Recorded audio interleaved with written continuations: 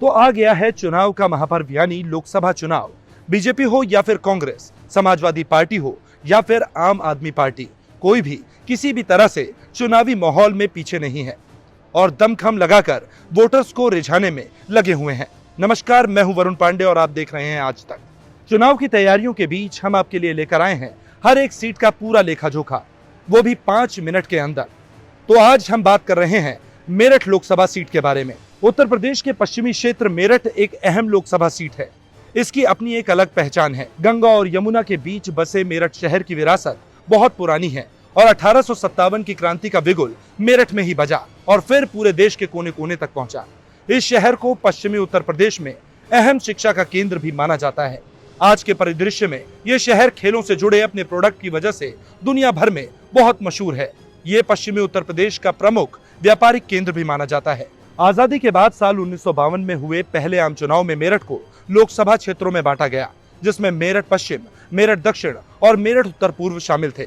इसके बाद साल 1957 में जब दूसरा आम चुनाव हुआ, तब इन सीटों को मिलाकर एक कर दिया गया। मेरठ जिले के तहत 5 विधानसभा की कुल सीटें आती हैं। इनमें मेरठ कैंट, मेरठ साउथ, किठौर और हापुड़ शामिल हैं। मेरठ लोकसभा सीट पर 1991 से लेकर अब तक के कुल 8 लोकसभा चुनाव में 6 बार बीजेपी ने जीत दर्ज की है। अगर यहाँ के चुनाव की बात करें तो 1952 में हुए पहले आम चुनाव में कांग्रेस के जनरल शहनवाज खान जीते थे।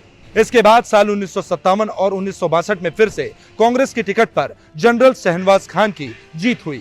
1967 आते आते मेरठ का मिजाज बदला और पहली बार गैर कांग्रेस पार्टी संयुक्त सोशलिस्ट पार्टी के महाराज सिंह भारती को यहां से जीत मिली। हालांकि 1971 में हुए आम चुनाव में एक बार फिर से जनरल शहनवाज खान ने कांग्रेस के टिकट पर जीत हासिल की। इसके बाद 1977 में भारतीय लोकदल के कैलाश प्रकाश ने जीत हासिल की। साल 1980 में हुए 7वीं लोकसभा चुनाव में कांग्रेस उम्मीदवार मोहसिना किदवई को जीत मिली और इसके बाद साल 1984 में मोहसिना को फिर से जीत मिली। साल 1979 में हुए आम चुनाव में जनता दल के हरीश पाल को जनता ने जिताया। 1994 में मेरठ से बीजेपी के उम्मीदवार ठाकुर अमरपाल सिंह को जीत मिली। फिर साल 1996 और 1998 में बीजेपी के अमरपाल को ही चुनाव में जीत मिली और मेरठ लोकसभा चुनाव में जीत की उन्होंने हैट्रिक लगाई। 1999 में हुए चुनाव में कांग्रेस के अवतार भड़ाना को जीत मिली।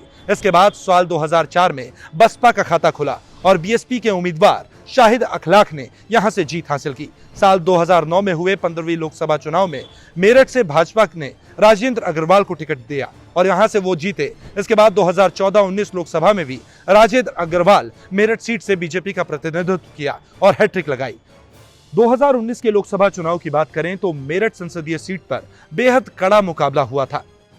बीजेपी के प्रत्याशी राजेंद्र अग्रवाल ने 5,86,184 वोट हासिल किए, तो बसपा के मोहम्मद याकूब ने खाते में 5,81,455 वोट आए। दोनों के बीच अंत तक कड़ा संघर्ष चला। फिर जीत बीजेपी के राजेंद्र अग्रवाल के खाते में गई। राजेंद्र महज 4300 वोटों से जीते। मेरठ सीट पर अगर मतदाताओं की बात की जाए तो यहाँ करीब 19,64,000 वोटर्स हैं, जिसमें पुरुष मतदाताओं की संख्या करीब 10 लाख के आसपास है, तो वहीं महिला मतदाताओं की संख्या करीब 8,59,000 के आसपास। 2011 के आंकड़ों के अनुसार मेरठ में करीब 65% हिंदू की आबादी है, जबकि 36% मुसलमान आबादी यहां पर रहती है। इस चरण में मेरठ सबसे हॉट सीट बना हुआ है।